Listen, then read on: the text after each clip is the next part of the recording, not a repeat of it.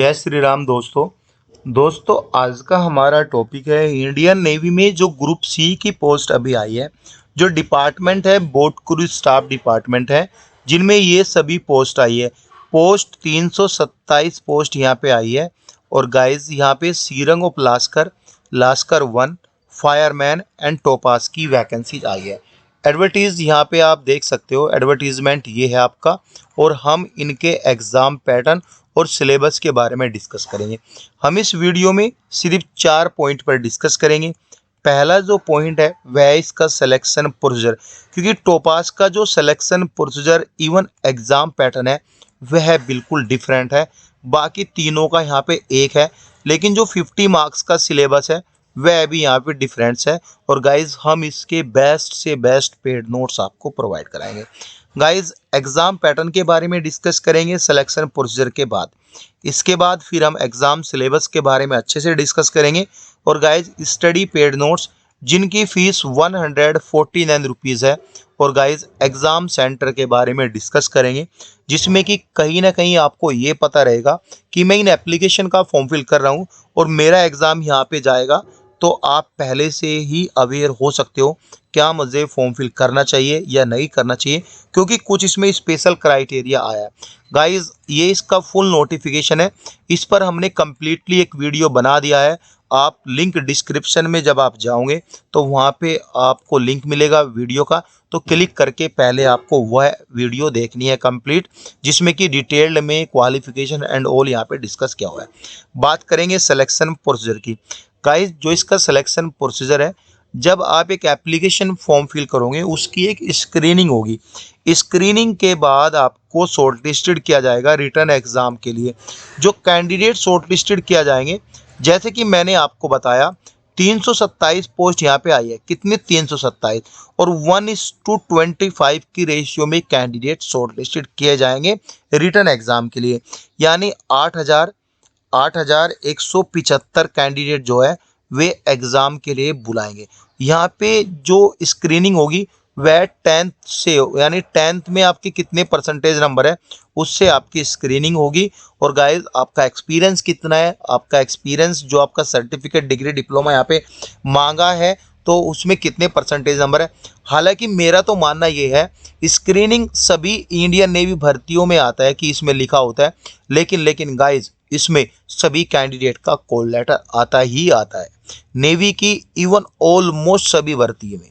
ठीक है, तो ये सब लिखा रहता है। और आप कितने भी पुराने नोटिफिकेशन उठा के देख लो, ऐसे लिखा रहेगा, लेकिन यहाँ पे सभी का कॉल लेटर आता है।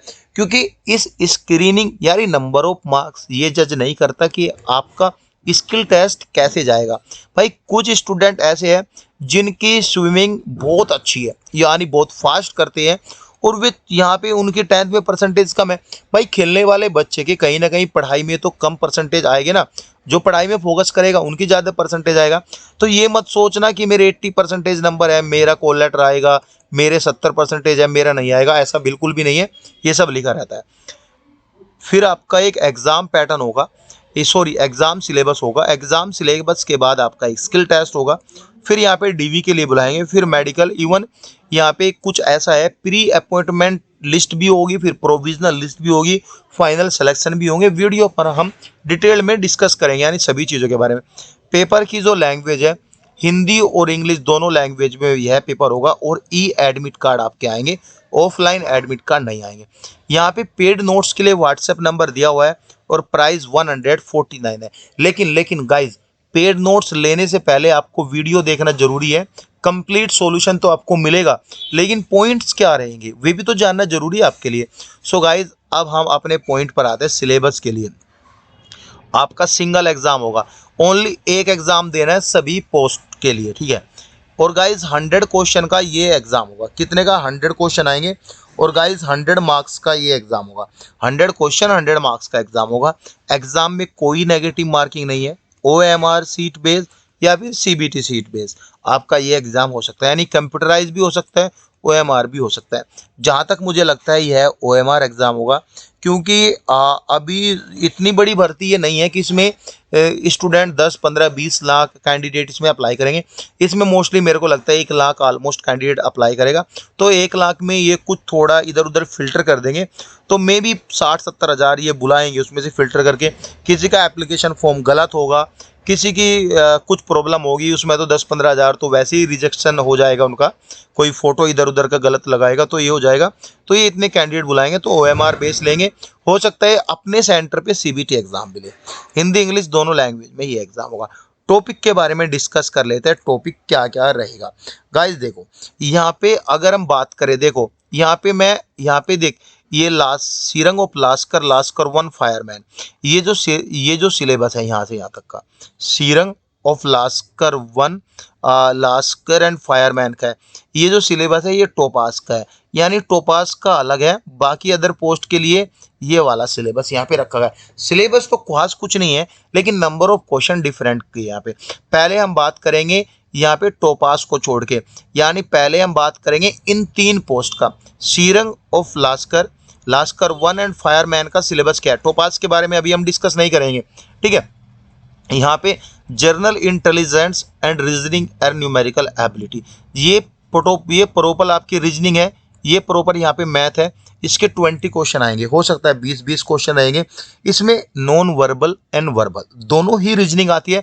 हमारे नोट्स में अच्छे से non verbal and verbal reasoning के नोट्स दिए हैं, और जिसमें अच्छे से प्रैक्टिस सेट भी आपको दिया जाएगा।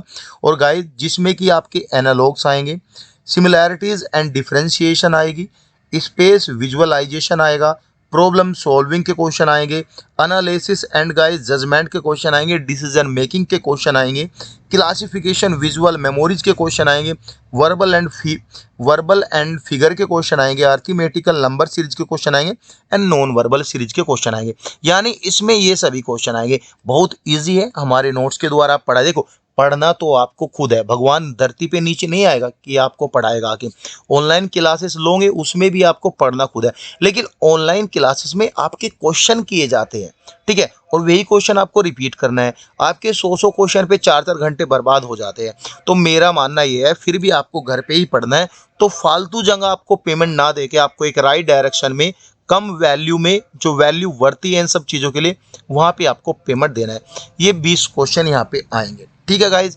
अब आते हैं जनरल इंग्लिश लैंग्वेज के जो क्वेश्चन है, इसमें ओनली इंग्लिश ग्रामर आएगा।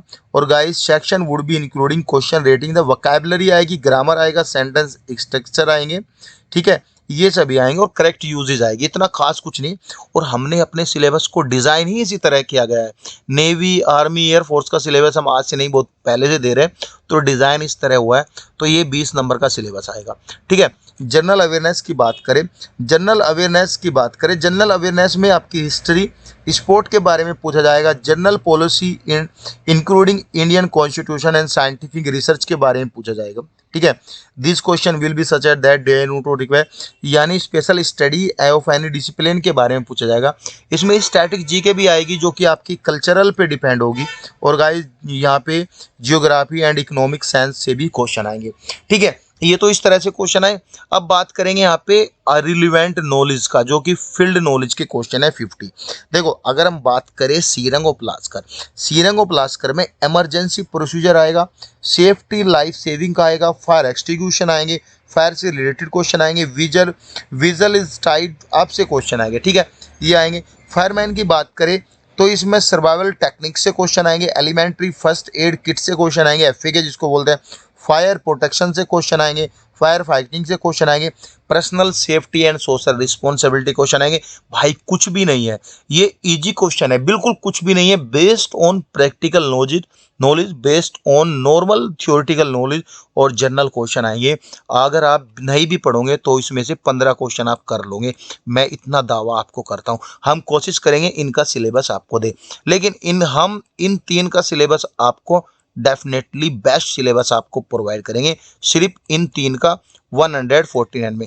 अगर हमारी टीम ये सिलेबस भी आपको बना पाई रिलेवेंट के लिए, हम इसके लिए आपको पर्सनल से मेल करेंगे और आपको ये सिलेबस प्रोवाइड करेंगे, ठीक है। ये तो रही बातें सिर्फ इन 3 के लिए। अब बात करेंगे टोपास के लिए। टोपास में। ये जो general intelligent reasoning and numerical ability है ये 40 नंबर की है, ठीक है। अब जनरल इंग्लिश जो है ये भी 40 नंबर की है यहाँ पे। जनरल अवेयरनेस भी है यहाँ पे, ये 20 नंबर की है। ये टोटल यहाँ पे 100 है। इसमें रिलेवेंट नॉलेज के आपके क्वेश्चन नहीं आने वाले, ठीक है। यहाँ पे ऑल पोस्ट एक्सेप्टेड टोपास, ठीक है, ये यहाँ पे सब है, ठीक है। अब इसका जो एग्जाम सेंटर है क्लियरली मेंशन है, इसका एग्जाम मुंबई में होगा। लेकिन नेवी के पास राइट्स है, वे अगर नंबर ऑफ कैंडिडेट ज़्यादा बढ़ते हैं तो अलग अलग शिफ्ट में भी एग्जाम होगा। लेकिन गाइज आप सभी पोस्ट का फॉर्म फिल कर सकते हो जब आप एक एप्लीकेशन फॉर्म डालोगे उसमें प्रीफरेंस आपको देना है। लेकिन जो एग्जाम सेंटर होगा एंड ऑल होगी, अगर सेम डे हुआ सेम शिफ्ट हुआ तो आपकी रिस्पॉन्सिबिलिटी आपको कौन सा एग्जाम देना है, ठीक है। इसके लिए नेवी जिम्मेदार नहीं है, ठीक है। Skill test and trade test के बारे में बात करेंगे जो आपको होगा। ऑल पोस्ट देखो सभी पोस्ट के लिए होगा, यानी फायरमैन के लिए होगा, टोपास के लिए होगा, लास्कर 1 के लिए होगा, लेकिन सीरंग ऑफ लास्कर के लिए नहीं होगा स्किल टेस्ट, ठीक है। फॉर स्किल टेस्ट 1:10 की रेशियो में कैंडिडेट बुलाएंगे। गाइस जो स्किल टेस्ट है यह है 1:10 की रेशियो में। जब इस मैंने बताया 327 जब पोस्ट आई है, 327 और 1:10 की यहाँ पे 3270 कैंडिडेट यहाँ पे स्किल टेस्ट के लिए बुलाएंगे। और स्किल टेस्ट में क्या होगा वह भी हम यहाँ पे डिस्कस कर लेते हैं। स्किल टेस्ट में खास कुछ ज़्यादा नहीं होने वाला। इसमें आपको जो है यहाँ पे 50 मीटर की स्विमिंग करनी, यानी तैरना है 50 मीटर, वह 2 मिनट 30 सेकंड में आपको ये पूरा करना है, ठीक है। और यह आपका क्वालिफाइंग नेचर का है, तो इसमें कोई नंबर नहीं जुड़ेंगे। जो 50 मीटर यानी 2 मिनट 30 सेकंड में चला जाएगा वो क्वालिफाइंग हो जाएगा, नहीं हुआ तो सिंपली फेल हो जाएगा, वे तो आपको पता चल जाएगा।